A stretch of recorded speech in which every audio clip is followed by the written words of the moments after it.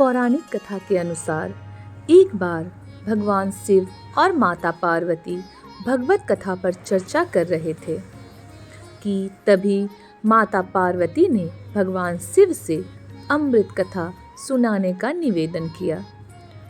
भगवान शिव ने माता पार्वती की बात मानी, लेकिन कथा शुरू करने से पहले माता पार्वती को यह देखने के लिए कहा कि उन दोनों के अलावे उस स्थान पर कोई और तो मौजूद नहीं। कथा सुनने के लिए आतुर माता पार्वती ने उस स्थान को ध्यान से देखने की बजाय यूं ही नज़र ऊपर ऊपर से घुमा ली और भगवान शिव से कथा आरंभ करने की बात कही।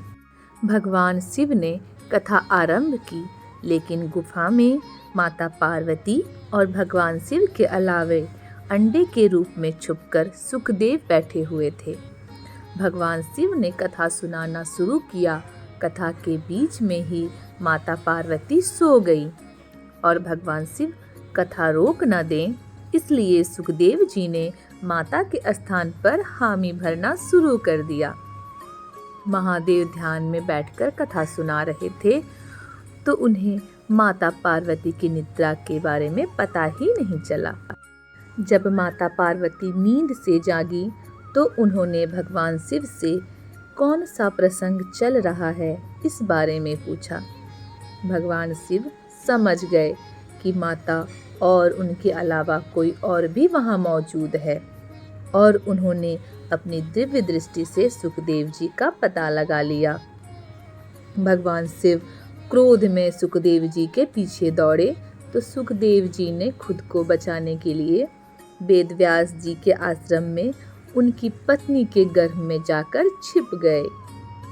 स्त्री पर महादेव हाथ नहीं उठा सकते थे तो वह ऋषि आश्रम के बाहर बैठे रहे। अब बहुत समय तक सुखदेव जी ऋषि वेद व्यास की पत्नी के गर्भ से बाहर नहीं आए।